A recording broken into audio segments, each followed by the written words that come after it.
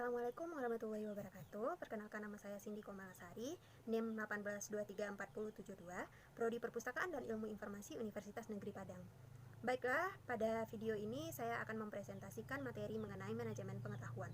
Materi yang pertama yaitu konsep data, informasi, pengetahuan, dan manajemen pengetahuan secara keseluruhan. Data adalah hasil observasi langsung terhadap suatu kejadian yang merupakan perwakilan dari suatu objek atau konsep dalam dunia nyata yang bersifat fakta. Informasi dapat kita definisikan sebagai kumpulan data yang terstruktur yang kita komunikasikan lewat bahasa lisan, surat kabar, video, dan lain sebagainya. Pengetahuan adalah sesuatu yang digunakan manusia untuk memahami dunia, yang dapat diubah-ubah berdasarkan informasi yang diterima. Hubungan antara informasi dan pengetahuan itu lebih menekan pada pengertian informasi dan pengetahuan sebagai sebuah proses yang bersambungan.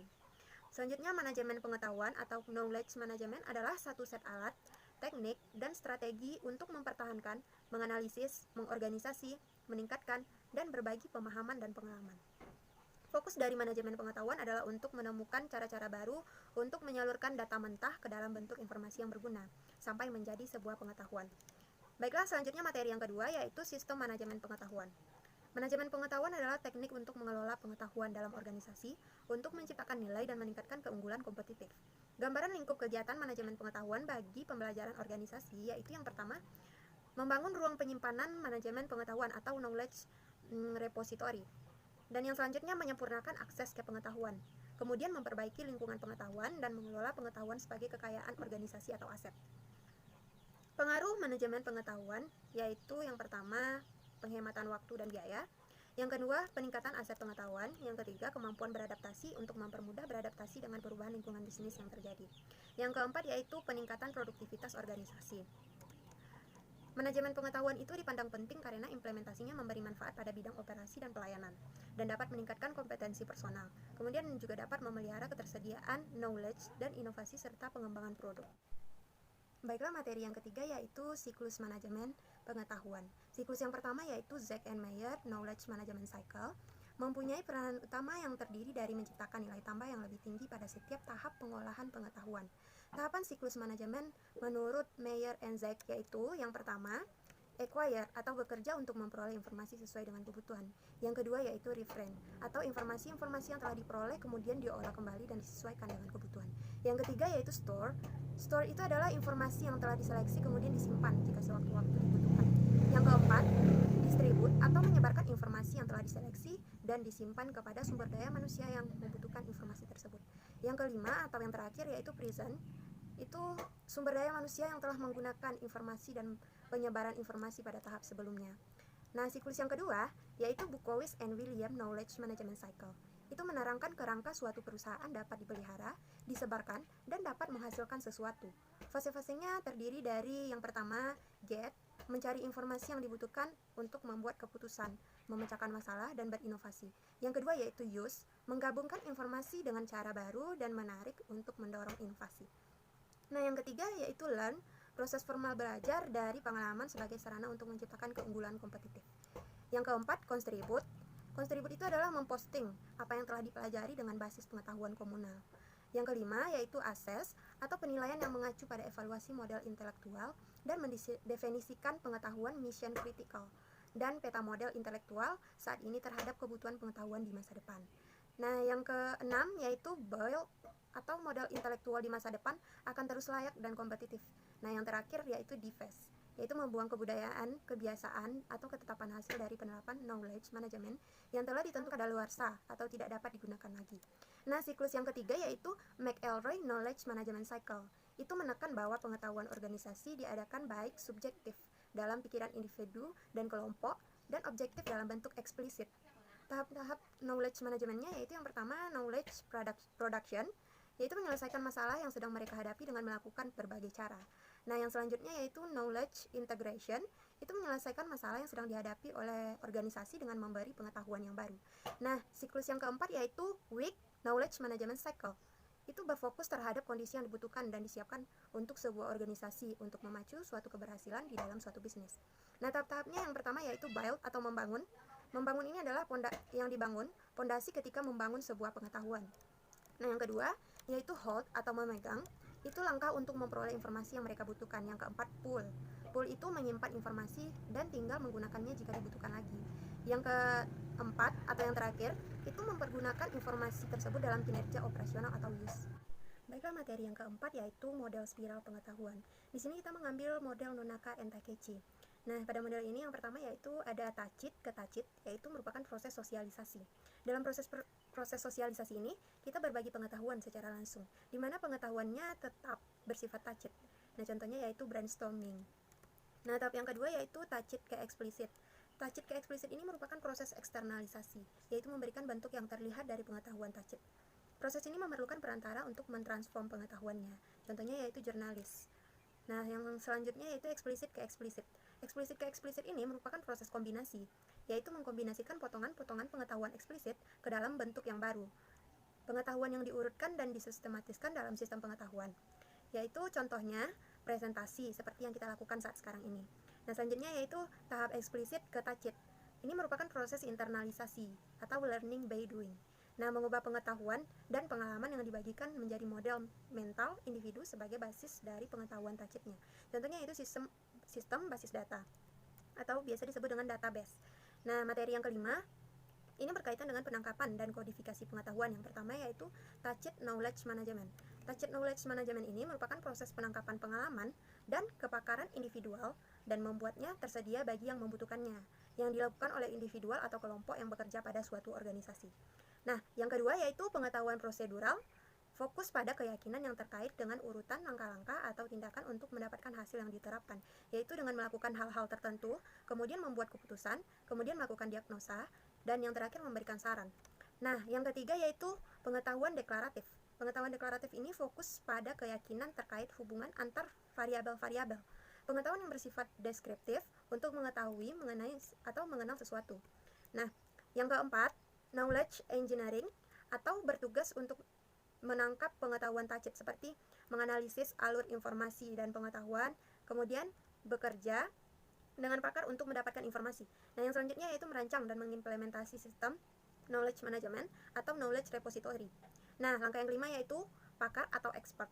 Nah, pakar atau expert ini akan diekstrak pengetahuannya, harus didapat yaitu menjelaskan pengetahuan penting dan know-how. Nah, yang selanjutnya yaitu introspeksi dan sabar. Nah, yang selanjutnya memiliki keahlian komunikasi yang efektif. Nah, langkah yang keenam yaitu kodifikasi pengetahuan eksplisit. Itu berkaitan dengan kualitas yang meliputi akurasi, kemudahan dimengerti, aksesibilitas, kredibilitas. Itu dapat dilakukan melalui yang pertama pemetaan kognitif, yang kedua pohon keputusan, dan yang ketiga yaitu taksonomi pengetahuan. Nah, materi yang keenam yaitu sharing pengetahuan. Sharing pengetahuan itu adalah berbagi pengetahuan. Itu merupakan aktivitas saling bertukar atau berbagi pengetahuan di antara sekumpulan orang, teman, atau keluarga, komunitas, atau organisasi. Nah, pengetahuan yang dibagikan dalam bentuk tertulis dan dipublikasikan secara online untuk dapat dinikmati setiap orang yang mampu mengaksesnya. Berbagi pengetahuan juga dapat terjadi secara sederhana seperti dalam percakapan, seperti yang kita lakukan sehari-hari, pada saat rapat, pelatihan, atau di dalam kelas. Nah, materi yang ke-7 yaitu penerapan pengetahuan. Penerapan pengetahuan ini telah diciptakan dalam berbagai bentuk, diterapkan untuk meningkatkan pengetahuan yang sebelumnya dan digunakan saat dibutuhkan. Selanjutnya materi ke-8 yaitu mengenai budaya organisasi. Budaya manajemen pengetahuan bertolak dari anggapan dasar, yaitu yang pertama, budaya dapat diprogramkan atau dimanajemeni. Yang kedua, nilai bisa berubah dan oleh karena itu budaya pun bisa berubah atau diubah.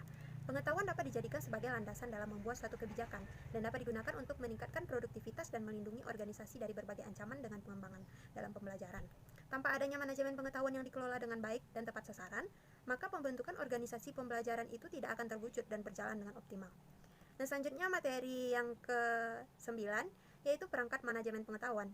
Perangkat manajemen pengetahuan ini terdiri dari dua perangkat, yaitu yang pertama perangkat penangkapan dan penciptaan manajemen pengetahuan yang terdiri dari perangkat penciptaan konten atau content management system yang biasa disingkat dengan CMS. Dan yang selanjutnya yaitu data mining dan penemuan pengetahuan. Selanjutnya blocks, dan yang selanjutnya yaitu perangkat pengelolaan konten atau block engine. Nah, yang kedua, perangkat berbagi dan penyebaran pengetahuan itu terdiri dari groupware dan kolaborasi. Dan selanjutnya yaitu wikis atau wiki, teknologi jaringan, knowledge repository atau tempat untuk menyimpan dan mengelola explicit knowledge. Dan selanjutnya teknologi adaptif. Itu biasa disebut dengan teknologi yang bersumber pada penelitian dan pengembangan teknologi. Selanjutnya intelligent. itu membantu dalam mengelola manajemen. Nah, yang selanjutnya information overload. Ini informasi yang diterima berlebihan. Dan yang terakhir yaitu perangkat akuisisi, contohnya e-learning. Baiklah, selanjutnya materi yang ke-10. Tetapi materi yang ke-10 ini juga berkaitan dengan materi yang ke-11. Jadi, dalam video ini saya akan menjelaskan materi 10 dan 11 itu langsung atau digabung. Nah, yang pertama yaitu personal knowledge management. Personal knowledge management ini biasa disebut dengan manajemen pengetahuan perorangan. Itu adalah bagaimana cara mengelola pengetahuan perorangan, yaitu pada saat belajar sesuatu yang baru atau mencari informasi yang dibutuhkan dengan pengelolaan pengetahuan yang baik. Hal itu membantu untuk mendapatkan sumber informasi yang potensial dan signifikan yang dibutuhkan untuk mengembangkan pengetahuan diri dan meningkatkan efektivitas kerja. Nah, yang selanjutnya yaitu organization knowledge management atau biasa disebut dengan manajemen pengetahuan organisasi. Menurut Konferensi Manajemen Eropa, dapat dilihat secara operasional dan secara strategis. Knowledge management secara operasional yaitu aktivitas organisasi yang berfokus pada usaha untuk mengembangkan dan memanfaatkan pengetahuan dalam sebuah organisasi. Sedangkan knowledge management secara strategis yaitu langkah untuk memantapkan usaha dari setiap perorangan dan organisasi untuk menjadi organisasi yang berbasis pengetahuan. Nah, selanjutnya materi yang ke-12 yaitu strategi dalam manajemen pengetahuan. Strategi yang pertama yaitu strategi kodifikasi atau codification strategy. Bila pengetahuan diterjemahkan dalam bentuk eksplisit secara berhati-hati dan disimpan dalam basis data sehingga pengguna yang membutuhkan dapat mengakses pengetahuan tersebut, maka cara mengelola seperti ini dikatakan menganut strategi kodifikasi. Nah, strategi yang kedua yaitu strategi personalisasi atau personalization strategi. Pengetahuan tidak hanya eksplisit saja, melainkan juga pengetahuan yang terpikirkan atau tacit. Pengetahuan tacit amat sangat sulit diterjemahkan ke dalam bentuk eksplisit oleh pihak lain melalui hubungan personal yang intensif. Jadi di sini fungsi utama adalah jaringan komputer baik internet atau intranet, bukan saja untuk menyimpan atau mendokumentasikan pengetahuan, melainkan juga untuk memfasilitasi lalu lintas komunikasi antar individu dalam suatu organisasi. Selanjutnya materi yang ke-13 yaitu evaluasi manajemen pengetahuan atau biasa disebut dengan penilaian manajemen pengetahuan. Penilaian manajemen pengetahuan merupakan analisa sistematis untuk mengukur kemampuan manajemen pengetahuan pada seseorang atau pada suatu organisasi. Penilaian manajemen pengetahuan adalah aktivitas wajib yang perlu dilakukan sebelum melakukan penerapan manajemen pengetahuan. Tujuan dari evaluasi manajemen pengetahuan ini yang pertama yaitu menilai kondisi organisasi saat itu. Dan yang kedua, memberikan gambaran dan pemetaan terkait langkah-langkah implementasi manajemen pengetahuan. Yang ketiga yaitu agar proses identifikasi dapat dilakukan secara lengkap.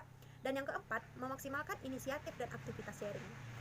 Selanjutnya materi yang ke-14 yaitu mengenai implementasi sistem manajemen pengetahuan di berbagai bidang khususnya di perpustakaan. Di sini kita akan membahas implementasi manajemen pengetahuan yang terjadi di Perpustakaan UIN Sunan Kalijaga, Yogyakarta. Nah, untuk mengetahui tingkat implementasi manajemen pengetahuan yang dilakukan pustakawan di Perpustakaan UIN Sunan Kalijaga, Yogyakarta, maka jawaban dari responden akan diuraikan dalam bentuk tabel, lalu dihitung menggunakan rumus Mann atau Grand Mann. Nilai Grand Mann akan disajikan dalam bentuk tabel, yaitu dengan cara mengelompokkan masing-masing pernyataan ke dalam kelompok indikatornya. Setelah dilakukan perhitungan menggunakan rumus Grand Mann, diketahui bahwa implementasi manajemen pengetahuan di Perpustakaan UIN Sunan Kalijaga, Yogyakarta mendapatkan hasil Mann 3,98 yang berada pada rating 3,40 sampai 4,20 yang berarti memperoleh penilaian yang tinggi. Baiklah, selanjutnya materi yang terakhir atau materi yang ke-15 yaitu konsep dasar masyarakat informasi, proses terbentuknya masyarakat informasi serta kaitannya dengan industri 4.0.